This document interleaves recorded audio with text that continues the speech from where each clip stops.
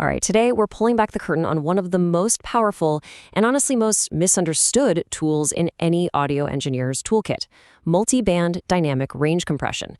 You probably know it as multi-band DRC, and trust me, it's the secret ingredient behind why so much of the audio you hear every single day sounds so incredibly clean and controlled. But first, let's start with a problem. One I'm sure you've all heard. You're listening to a track, right? And this massive kick drum hits, and just for a split second, it feels like the vocals and the cymbals just disappear. The entire mix gets sucked down and then kind of pops back up. It's this frustrating thing that drives engineers crazy, and it's the exact problem we're going to solve today. So what's the culprit? Well, it's usually your traditional single-band compressor. And I love this analogy here. Think of it as a sledgehammer. When just one thing gets too loud, it brings the hammer down on, well, everything. But what if you need precision? What if you need to be a surgeon? That's where multi-band DRC comes in. It's not a sledgehammer, it's a scalpel. Okay, let's really zoom in on this single band problem. When that big boomy bass note or that kick drum goes over the threshold you've said, the compressor kicks in and turns down the entire signal. Yeah, the bass gets quieter, but so do your vocals, your guitars, your hi-hats. Everything gets dragged down with it. And that is often the last thing we want. And this right here brings us to the hero of our story today, multi-band DRC. This is the surgical solution we've been waiting for. It's time to trade in that one-size-fits-all sledgehammer for a whole set of precision tools. So what is it, really?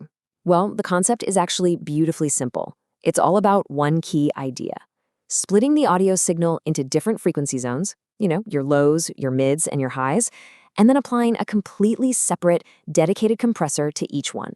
That's the secret sauce right there. Divide and conquer. To do this, we literally carve up the audio spectrum into these different lanes. We can isolate the deep lows, where the bass and kick drum live. We can put the critical mid-range with all the vocals in its own zone. And we can separate out the high frequencies for all that sparkle and air. Now, when that loud kick drum hits, it only triggers the compressor for the low band. Everything else, it's left completely untouched. So why does all this matter? Oh, the payoff is huge. You can finally get a booming runaway bass line under control without making your singer sound like they're gargling water. You can tame those harsh S sounds on a vocal without dulling the entire mix. You can even protect the delicate tweeters in a speaker from getting blown out by sudden spikes. It is all about targeted, precise control. Now, I know this might sound pretty complex, but what's happening under the hood is actually a really elegant three-step process. So let's pull back the curtain and see exactly how this thing works, from start to finish. Here it is. It's this simple. Step 1, the audio comes in and hits a bunch of filters called crossovers, and they split the signal into our separate frequency bands. Step 2, each one of those bands gets its own custom compression settings. Then, finally, step 3, all those processed bands are stitched back together perfectly into one cohesive sound. Split, compress, recombine. It's that straightforward. And this is where the real artistry begins. Think of this table as your starting point. You've got that boomy, distorted bass in the low end. Okay, you might apply some pretty heavy compression, maybe a 5-to-1 ratio, to really clamp it down. For those harsh vocals in the mids, you might just use some light, gentle compression, say 2-to-1, just to smooth them out. And for that piercing S sound up high, you'd use a compressor with a super fast attack time. We're talking milliseconds here, to catch that sibilance the very instant it happens. Okay, theory is awesome, but let's get our hands dirty. We're going to move from the how it works to the how you do it. This is where we take all these concepts and put them to work in the real world. Our first case study is a device we all have in our pockets, a smartphone. The speakers in these things are incredibly tiny. Physically, they just can't handle a lot of bass energy without distorting like crazy and making everything else sound muffled. This is the absolute perfect job for multi-band DRC. So here's our workflow. First, we identify the problem. The bass is making the speaker crackle at high volumes. Next, we set our crossover points to isolate that problem area. For a tiny speaker, anything below, say, 200 or even 300 hertz is where all the trouble is.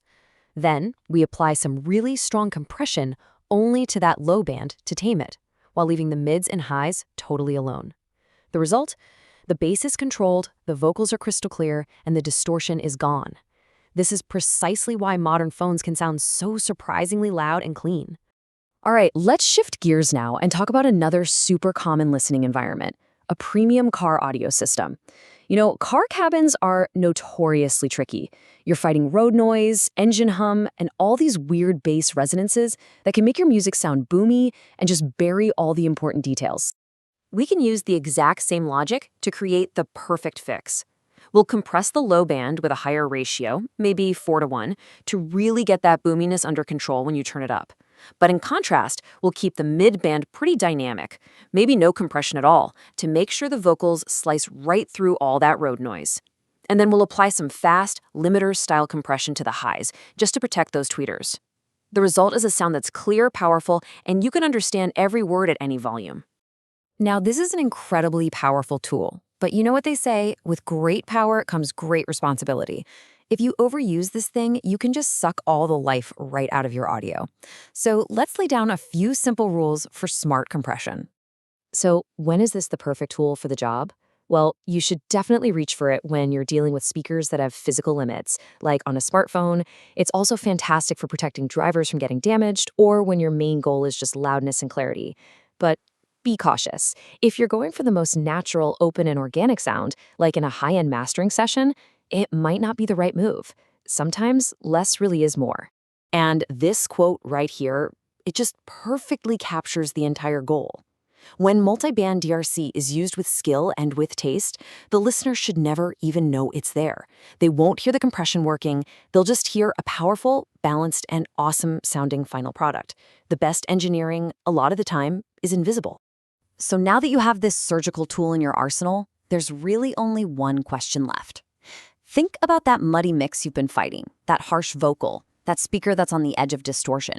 Which audio problem are you going to solve first?